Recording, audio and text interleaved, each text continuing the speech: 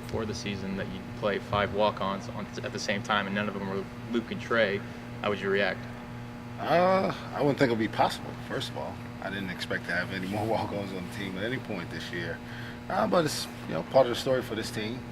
I didn't take this job in March of 2017 thinking it would be easy. I certainly didn't anticipate as much adversity as we've had this year. But I believe that we'll keep doing things the right way, keep recruiting the right guys, and eventually we'll hit a turning point. And I'm excited about the ability to get this thing going over the next couple seasons.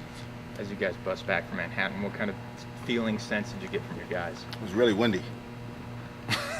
No, I'm just kidding. I don't know. I actually don't pay attention to those guys. They sit in the back of the bus.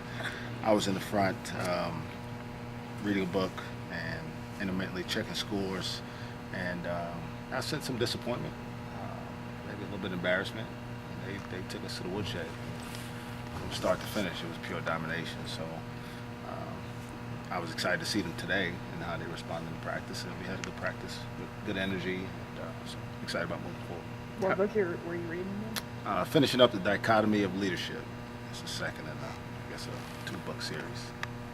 When does it become survival mode for this team? It's been survival mode for a while. I mean, let's be honest, it was survival mode once we had to let those guys go, because you're just trying to figure out how to manage the season. I mean, you're going to have to count on guys for a lot of minutes. You're going to ask a lot of them physically, but also mentally. And on January 16th or 17th, whatever it was, the day we made the announcement, you knew that what we've gone through was a possibility.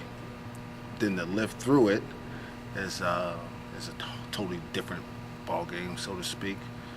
But these kids have fought hard and really tried to continue to compete really hard and continue to stay together, which is really important to me.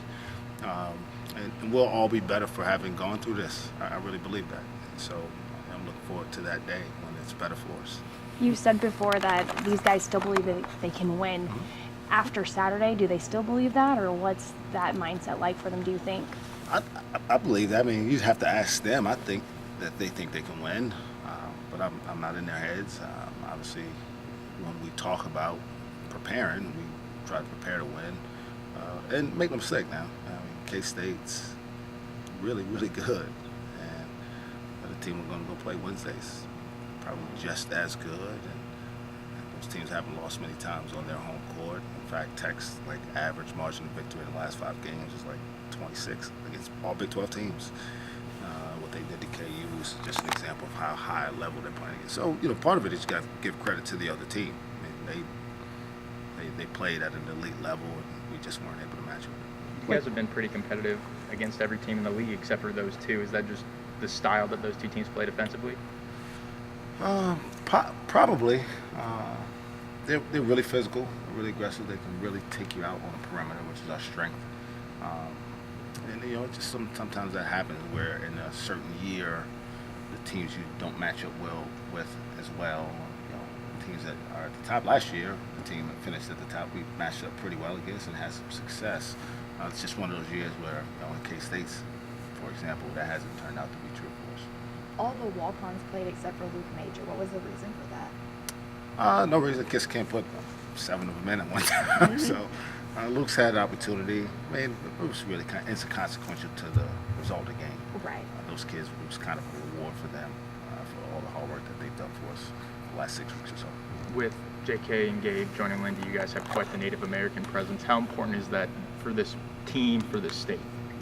That certainly wasn't any part of it. In fact, I didn't even know that until after we added them, once I really started to get to know those kids. But it's awesome for Native Americans here in the state and in the country to see that you can work hard and achieve things that maybe people tell you impossible. So I think maybe from a larger perspective, in terms of the effect on our team, I haven't really thought about that. It's just probably pretty far down on the list right now. Got D in relatively, I guess, compared to the other guys in early. Have you seen something from him that you really like? Yeah, he's a really good player. And he plays a position where you probably need another body anyway. So you go into the season, the 2 Mikes, right, both play that position. And now Lindy's being asked to do that more. D's the most natural point guard that we have, even more so than Ice in some ways, because it's the only position he's ever played. So he's coming along. He's just learning what we do. We kind of have to go into scramble mode when we put him in because he just doesn't have a comfort with our system yet, and that's understandable for having not practiced as much as the other guys. Do you know what brought D to that open walk-on tryout initially? You know what? It's interesting. D actually came by my office. I can't remember when, maybe sometime back in the summer, and inquired about a walk-on opportunity. And I can't remember exactly when, but I remember the conversation and told him I just don't know if that's something that's possible this year. Not thinking we'd add anybody in addition, and so it's a good thing we didn't have the tryout back then, because I think you can only do one a year. And so because God just spoke and said, just hold off. For whatever reason, I didn't know why, but he revealed it sometime later. You mentioned you were checking some scores on the way home. Were you all surprised to see what Tech was able to do against Kansas? I mean, in the margin, you'd never expect that. That they beat them, I'm not surprised. I think both K-State and Tech are both Final Four contenders. You have Kansas after Tech. Also, just how do you keep this team up for those big games? Well, I don't overthink that. I mean, I'm going to show up here tomorrow just like I did today, and pretty positive spirits, and try to tell these guys how much I care and love them and want to see them have success, and try to put them in position to prepare. They got pride, and so I think that's where it starts, is just inside of them. They know that they were part of one of the more lopsided, on the wrong side, games in the history of the school. None of it's lost on them that they've been part of a pretty tough stretch in our program's history, and I'm sure those kids don't need me to tell them that they should be excited about playing. Is there any motivation in playing spoiler? Not for me. Nah, not really.